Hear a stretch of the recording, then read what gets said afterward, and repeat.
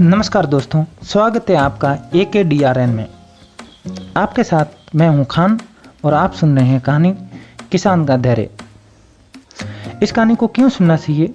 कई बार हम बहुत ज़्यादा ही अपनी लाइफ को लेकर सीरियस हो जाते हैं कि जैसे कुछ बुरा हुआ तो हम उदास हो जाते हैं, और पल भर में जब कुछ अच्छा घटित होता है तो हम खुश हो जाते हैं। हमारे विचार बहुत जल्दी ही बदल जाते हैं। हम ये नहीं सोचते जो कुछ घटित हुआ है वो हमारे लिए अच्छा है या बुरा। हमारे साथ घटी घटना का भविष्य में क्या प्रभाव पड़ेगा ये हमें खुद पता नहीं होता। आज ये कहानी आपको कठिन परिस्थितियों में धैर्य का महत्व सिखाएगी।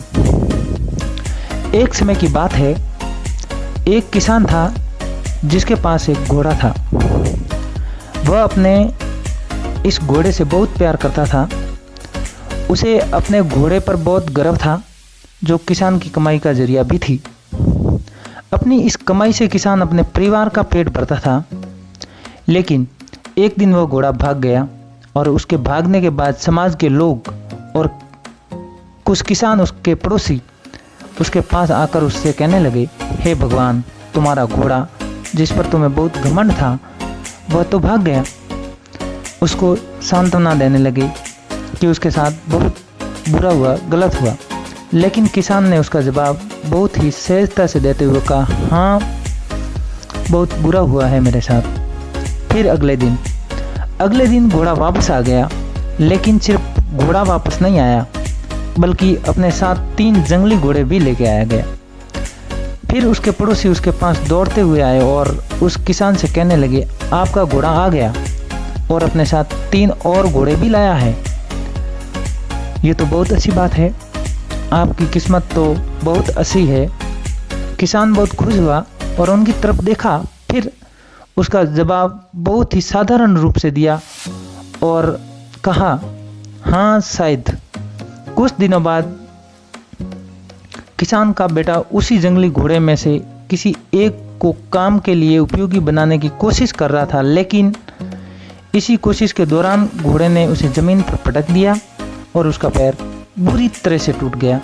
उसके पड़ोसी उससे कहने लगे, उस पागल घोड़े ने देखो तुम्हारे बेटे के साथ क्या किया है, उसका पैर तोड़ दिया। ये तो बहुत बुरा हुआ। किसान दुखी हुआ और फिर से उसी तरह जवाब दिया और कहा, हाँ, शायद मेरे बेटे के साथ गलत हुआ है। अगले दिन सेना के कुछ जवान उस किसान के घर आते हैं, जो जंग छिड़ने के कारण नए जवानों की भर्ती कर रहे होते हैं। उसमें से एक जवान ने किसान के बेटे को देखा और बोला, इसका तो पैर टूटा हुआ है, हम इसे सेना में भर्ती नहीं कर सकते। और वे जवान गांव के सभी लड़कों को लेकर अपने साथ चले गए। ये जानकर उसके पड़ोसी और बाकी गांव वाले उसके पास आए और बोलने लगे, तुम्हारे बेटे को तो जवान जंग के लिए नहीं ले गए, तुम्हारी किस्मत तो बहुत अच्छी है। इस आखिरी बार किसान ने फिर से बड़ी सहजता से कहा, हाँ, शायद। और कहानी इसके साथ खत्म होती है। कहानी आपको समझ में आई होगी, पर आपको बता दें कि इस कहानी से हमें क्या शिक्षा मिलती है। इस कहानी से हमें ये प्रेरणा मिलती है कि हमारे लिए चीज़ों को नकारात्मक ढंग से सोचने में ज़रा भी समय नहीं लगता।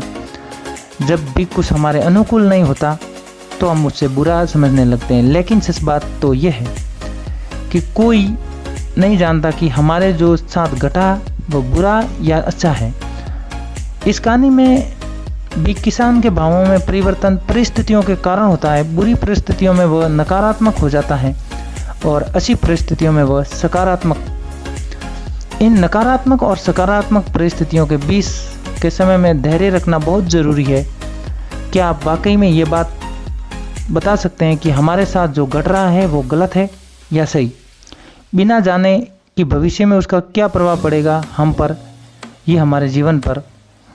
मुझे लगता है आपका जवाब होगा नहीं, क्योंकि हम भविष्य के बारे में बता ही नहीं सकते किसी भविष्य में क्या घटेगा। हमारे समाज में, हमारे देश में ऐसे बहुत से महान लोग हैं जो अपने जीवन में असफल हुए, हारे, अनेक बड़ी बड़ी बीमारियों से लड़े, किंतु उन्होंने कभी भी अपना धैर्य नहीं खोया और ना ही हार मानी। यही आगे चलकर बड़े प्रसिद्ध हुए और सफलता के मुकाम पर पहुँचे और महान बने। हमारे बड़े बुजुर्गों ने सही कहा है कि जो होता है अच्छे के लिए होता है और अच्छे के लिए ही होता है। ये छोटी सी लाइन हमें बहुत कुछ सिखा जाती है और ये बात हमें कभी नहीं भूलनी चाहिए। हमेशा कोशिश करते रहो, जीवन पथ पर निरंतर आगे बढ़ते रहो। आपको बस यही करना है, किसी को बात को लेकर ज़्यादा परेशान नहीं होना है, अपने आप को शांत रखना है, अपने काम से काम रखना है और नई नई प्रेरक बातें आपसे साझा करने की प्रेरणा मुझे आपसे ही मिलती है। इसलिए शेयर एंड सब्सक्राइब जरूर करें और इसी के साथ मैं लेता हूँ अलविदा। अलविदा।